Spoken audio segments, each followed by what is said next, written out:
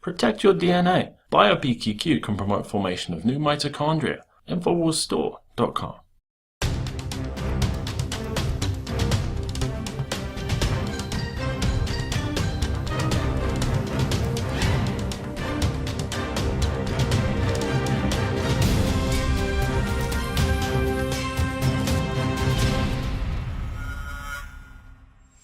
Welcome to the Infowars Nightly News. I'm David Knight. It's Thursday, February 12th, 2015. Now, there's a lot of hand-wringing that's going on about the anti-vaxxers, as the people who typically like to portray themselves as being pro-choice demand that vaccines be mandatory, and they're so concerned that it's the affluent and well-educated who are not getting vaccinated. This is a story out of MSN.com. They say Pixar's daycare has one of the lowest vaccination rates in Silicon Valley. They say the tech and science capital of the world, where self-driving cars, futuristic goggles are part of the landscape, also seems to be a hotbed of anti-vaxxers. Maybe they know something you don't. Maybe they want answers. Maybe they can calculate percentages. Maybe they understand what risk is and they want to be informed, and they aren't getting the answers that they want to see, so they're not giving their consent. But of course, there's a big pushback in California, as we'll see. They point out that Disney is the worst offender. They say only 43% of children at Pixar-affiliated daycare center were up to date on their shots, according to California state records. They say this has largely affected the children of educated and affluent parents, this outbreak in California right now. Of course, they offer no proof of that. We do know that the vaccination rates of the people who have been vaccinated, we do know that 14% of the people in this particular outbreak had been vaccinated, yet they continue to repeat that the vaccine is 99% effective. Perhaps that's why the educated and the affluent aren't buying the phony numbers about efficacy. Yet Wired magazine, which originally ran this data, is now talking about we need to have a change in the approach. See, we've done the bad cop thing. Now maybe we need to do the good cop thing. They say there's been a lot of shaming and blaming of the anti-vaccination crowd. And then they go on to repeat that every unvaccinated kid at school threatens the greater community's protection against the disease. I'm sorry, I don't believe that. Like I said, when they don't talk about the real numbers, when there's 14% of the people who got vaccinated that get the disease in this outbreak, 18% in the last outbreak in California a year ago had been vaccinated. That's only an 82% effective rate in that particular case. Yet they continue to repeat as if it was a religious dogma that the vaccines are 99% effective. And of course, there was a 2011 case in New York where 100% of the people who came down with measles were either had records of being vaccinated twice. Patient 0 had been vaccinated twice and had the records. 2 of the 4 people who caught it from her had been vaccinated twice and had records. The other 2 had indications in their blood that they had been vaccinated. Nevertheless, they're going to continue to shame and blame the anti-vaxxers for the failure and the lies of the pharmaceutical industry. But it's not just Wired magazine. It's very interesting to see that there are multiple publications, multiple news sites coming out on the very same day saying, we need to change the strategy about the way that we approach these anti-vaxxers. Maybe we need a kindler, gentler form of medical tyranny. Maybe it's not enough just to be the bad cop and say, get your damn kids vaccinated. Maybe we need to say, oh, let me hold your hand and tell you a little bit about this. This is exactly what Reuters says. A softer, less strident outreach may help to calm U.S. vaccine skeptics. And then they go on to say about 3 paragraphs in the article, as measles cases have spread in the U.S., and a new outbreak of mumps has sickened at least 23 people in the northwest states of Idaho and Washington, much attention has been focused on parents who decline some or all vaccinations for their children. Oh, but wait a minute. What about that vaccine, that mumps outbreak in Washington and Idaho? We've got a story from Adon Salazar on Infowars.com today that lays that firmly at the feet of the vaccines. 2 people contract mumps after receiving the mumps vaccine. That would be the MMR vaccine. And of course, with the MMR vaccine, you are vaccinated with live versions of mumps, measles, and rubella at the same time. As I pointed out many times, we said many times, back in the early 60s when I was a kid, they didn't have a vaccine. What parents did was they got real lifetime immunity for their children by exposing them to the vaccines at an age where they weren't a baby, where they weren't an old person or somebody that was grown up. They would send you down to the house to get measles from your neighbor when they came down with measles. But they wouldn't send you from that neighbor who had measles to another neighbor who had mumps to another neighbor who had rubella and have you try to fight off all three diseases at once. And of course, that's not the only problem with these vaccines. It's also the adjuvants that they put in to irritate, purposely to irritate the immune system. Is it any wonder that we have so many autoimmune diseases, that we have so many allergies? In this story from Don Salazar, he says, doctors in Washington are scrambling to explain why 2 MMR vaccine recipients contracted the mumps virus after being vaccinated. Yeah, please explain that to me. When you can explain that to me, then I will be informed.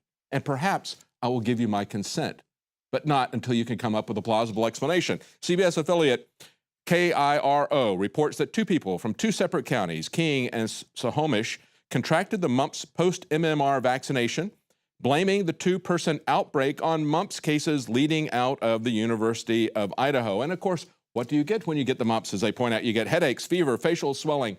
It sounds very much like these kinds of pharmaceutical ads that you see on Fox News and CNN, the very media that are pushing mandatory vaccines, a clear conflict of interest. We see commercials all the time from the large pharmaceutical companies for minor conditions, and then as they're showing you these beautiful pictures in fields with butterflies and dogs running in the high grass, they run off this litany of very dangerous, serious side effects that you can have. So to spare you from the mumps, where you might have headaches, fever, and facial swelling, they're going to expose you to things like death, for example. As Adon points out in his article, the Immunization Action Coalition, the IAC, admits that the MMR vaccine, which has live strains of measles, mumps, and rubella, may, quote, cause a very mild case of the disease they were designed to prevent. And specifically in there, the insert lists death as one of the associated adverse reactions. But of course, as we saw in the 2011 outbreak in New York, one of the reasons that it spread to as many people as it did was because they could not believe that the measles could be spread from a vaccinated person. They said, the most you can get is measles-like symptoms. But of course, we're not going to call that measles. And of course, you cannot spread this to someone else. So their blind adherence to this dogma that is coming out of the CDC is exactly what caused it to spread in that case. So we've seen that measles can be spread from someone vaccinated with the MMR. We see that mumps can be spread from someone with the MMR. Nevertheless, in California, we have a move afoot to remove exemptions, people's personal belief. That's what I would call consent. They want to remove people who object to it either because they don't feel that they've been informed fully and they don't give their consent, can't have that. Or because maybe they've got religious objections to it, can't have that. We're going to run roughshod over that. As the LA Times points out and applauds Gary Brown, they say California Governor Gary Brown appears open to restricting vaccine waivers. How open-minded of him. Isn't that great? He's going to be open to mandates against your consent. Here's the way they put it. Governor Jerry Brown, who preserved religious exemptions to state vaccination requirements in 2012, on Wednesday, however, appeared open to legislation that would eliminate all but medical waivers. The governor's new flexibility, they go on to say. Flexibility. Flexibility to remove your religious freedom, to remove your informed consent, to enact a medical tyranny on you. That's his new flexibility. That's pretty amazing. So, what does it really mean for public health when we can just have contempt for individuals' rights? What does it mean for public health when the herd immunity is more important than individual health? We're going to be talking to a physician who is head of the Association for the American Association of Physicians and Surgeons. We're going to be talking to her in our interview today. That is an organization that is very concerned about preserving the sanctity of the patient and doctor relationship. It's something we should be very concerned about. There is a lot of dangerous conflict of interest when we have third parties come in and mandate things in the doctor-patient relationship. Third parties like the government, like insurance companies, like pharmaceutical companies. Now, of course, doctors are not perfect either. You should have a second opinion on anything that's serious, but we should preserve that doctor-patient relationship, that individual focus, the idea that we should have a say in life and death health issues. Nevertheless, we see Johnson & Johnson now is aiming to spot who will get a disease. This is kind of like a Minority Report for medical tyranny. No conflict of interest here when Johnson & Johnson is going to be diagnosing you and then selling you the solution to the diagnosis they give you. They say that the company is aimed at nothing less than redefining healthcare. They say they're going to find ways to prevent common, frightening, deadly disorders. And of course, those solutions will be coming from Johnson & Johnson. Here's an example. They say already today, we know that blood testing and then using cholesterol-lowering statin pills to prevent heart attacks. Oh, wait a minute, right there. Look at the side effects from statin drugs. I would never use statin drugs personally. There are a lot of very dangerous side effects. I've looked at the information. You don't have my consent. But that's the kind of thing they're going to be doing. They're going to be diagnosing you, telling you that you have a health condition, and then telling you what you need to do for that. And of course, they point out in the article that Johnson & Johnson is a leading maker of diagnostic tests, which they'll be selling you, vaccines, they'll be selling you surgical equipment, prescription pills, injected biologic medicines, and consumer health products. This is why we need to have a doctor-patient relationship apart from these third parties. And certainly a doctor can sell you something, a bad doctor can misdiagnose things, a bad doctor can prescribe things for you that should not be done to you. You still have the ability to have multiple opinions, second opinions, and ultimately it is your informed opinion that should matter. They point out that they're going to collaborate with university researchers, and the company made $16 billion last year. That's going to buy a lot of university researchers for that kind of money. And of course, when you fund the studies, you can pretty much get them to say whatever you want them to say.